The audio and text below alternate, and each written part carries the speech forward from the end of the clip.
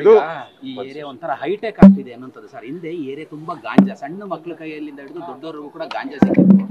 ಈಗ ಗಾಂಜಾ ನಿಂತಿದೆ, ಇಂಜೆಕ್ಷನ್ ಮತ್ತೆ ಟ್ಯಾಬ್ಲೆಟ್ ಗಳ ಮೊರೆ ಹೋಗ್ತಿದ್ದಾರೆ. 250 ರೂಪಾಯಿ ಸ್ಕೂಲ್ ಮಕ್ಕಳು ತೆಗೆದುಕೊಳ್ಳುವಂತ ಒಂದು ದುಸ್ಥಿತಿ ಎದುರಾಗಿದೆ ಈ ಏರಿಯಾದಲ್ಲಿ. ಸಂಜೆ ಆದ್ರೂ ತುಂಬಾ ಜನ ಬರ್ತಾರೆ. ಇಲ್ಲಿ ನಾನು ವಿಧಾನಸಭೆಯಲ್ಲೂ ಮಾತಾಡಿದೆ, ಈ ಕ್ಯಾನ್ಸರ್ ಡ್ರಗ್ ಔಷಧಿ ಇದೆಯಲ್ಲ, ಅದು 30 ರೂಪಾಯಿ 40 ರೂಪಾಯಿ ಸಿಗ್ತದೆ. ಅದು ಕ್ಯಾನ್ಸರ್ ಪೇಷಂಟ್ ಕೊಡೋದು, ಅವ್ರಿಗೆ ನೋವನ್ನ ತಡ್ಕೊಳ್ಳೋವಂಥದ್ಕೆ, ನೋವನ್ನ ನಿವಾರಣೆ ಮಾಡೋಕ್ಕೆ ಕೊಡೋದು. ಔಷಧಿ ಅಂದಮೇಲೆ ಅದು ಕಡಿಮೆ ಬೆಲೆ ಸಿಗ್ತದೆ. ಅದೆಲ್ಲ ಇಲ್ಲಿ ಮಾರಾಟ ಆಗ್ತಾ ಇದೆ. ನಾನು ಅಸೆಂಬ್ಲಿಯಲ್ಲೇ ಮಾತಾಡಿದ್ದೀನಿ, ಸರ್ಕಾರ ಏನು ಕ್ರಮ ಇಲ್ಲ.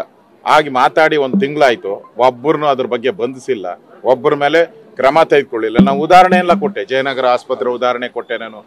ಎಲ್ಲೆಲ್ಲಿ ಮಾರ್ತಾ ಇದ್ದಾರೆ, ಅಂಗಡಿಗಳು ಪ್ರಿಸ್ಕ್ರಿಪ್ಷನ್ ಇಲ್ದೇ ಕೊಡ್ತಾರೆ. ಇಲ್ಲಿ ಎಲ್ಲ ಅಂಗಡಿಗಳು ಏನಿದೆಯಲ್ಲ ದಂಧೆ ಮಾಡ್ಕೊಂಬಿಟ್ಟೆ ಅವ್ರು. ಇಲ್ಲಿ ಮೆಡಿಕಲ್ ಸ್ಟೋರ್ ಎಲ್ಲ ದಂಧೆ ಮಾಡ್ಕೊಂಡು ಪ್ರಿಸ್ಕ್ರಿಪ್ಷನ್ ಇಲ್ಲದೆ ಅದು ಕೊಟ್ಟು ಸಾವಿರಾರು ಜನ ಯುವಕರಿಗೆ, ಮಕ್ಕಳಿಗೆ, ಶಾಲಾ ಮಕ್ಕಳಿಗೆ ಆ ಟ್ಯಾಬ್ಲೆಟ್ ತಗೊಳ್ಳೋಂಥ ಅಭ್ಯಾಸ ಮಾಡ್ಬಿಟ್ಟಿದ್ದಾರೆ. ಅವ್ರ ಜೀವನನೇ ಹಾಳು ಮಾಡ್ತಾ ಇದ್ದಾರೆ. ಇಷ್ಟಿದ್ರು ಕೂಡ ಶಾಸಕರು ನಾವೆಲ್ಲರೂ ಒಂದೇ ಅಂತ ಹೇಳ್ತಾರೆ. ಅದು ಊಟ ಇದುವರೆಗೂ ಅದೇ ಎಲ್ಲ ಒಂದೇ, ಯಾವಾಗ ಓಟ್ಗೆ ಬಂದಾಗ ಅಷ್ಟೇ. ಈಗ ಪತ್ತೆ ಇರಲ್ಲ ಅವ್ರು.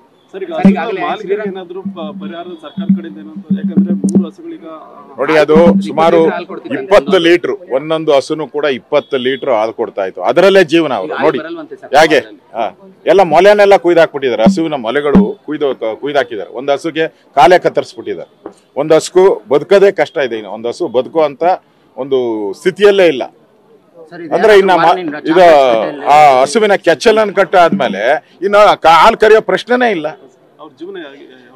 ಅದರಿಂದ ಸರ್ಕಾರಕ್ಕೂ ನಾನು ಆಗ್ರಹ ಮಾಡ್ತಾ ಇದ್ದೀನಿ. ನಾವು ಕೂಡ ಅದಕ್ಕೆ ನಾನು ಇಂಡಿವಿಜುವಲ್ ನಾನು ಕೂಡ ಅವ್ರಿಗೆ ಸಹಾಯ ಮಾಡ್ತೀನಿ. ನಮ್ಮ ಕಾರ್ಯಕರ್ತರ ಜೊತೆ ಮಾತಾಡ್ತೀನಿ.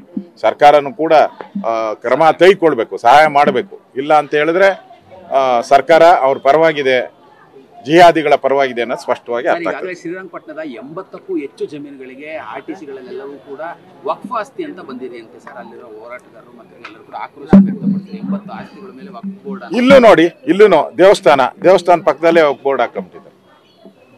ದೇವಸ್ಥಾನ ಇದು, ಪೂರ್ತಿ ದೇವಸ್ಥಾನ ಇದು. ಚಾಮರಾಜಪೇಟೆ ಗೊತ್ತಲ್ಲ, ಹಿಂದೆ ಕೆಂಪೇಗೌಡರು ಕಟ್ಟಿದಂಥದ್ದು ಚಾಮರಾಜಪೇಟೆ. ಇಲ್ಲಿ ಎಲ್ಲ ಕೆಂಪೇಗೌಡರು ವಂಶಜರು ಬದುಕ್ತಾ ಇರೋದು ಇವತ್ತಿಗೂ ಇದ್ದಾರೆ ಬಹಳ ಜನ. ಇಲ್ಲೇ ನೋಡ್ತಾ ಇದ್ದಾರೆ. ಇದೊಂದು ದಂಧೆ ಆಗೋಟಿದೆ. ಈ ಸರ್ಕಾರಕ್ಕೆ ವೋಟ್ ಬಿಟ್ರೆ ಬೇರೆ ಏನು ಕಾಣಲ್ಲ. ಅಲ್ಪಸಂಖ್ಯಾತನ ಹೋಲ್ಸೋದು ನಾ ಶ್ರೀರಂಗಪಟ್ಟಣ ಅದನ್ನು ಹೋರಾಟ ನಾವು ತಗೊಂತೀರಿ.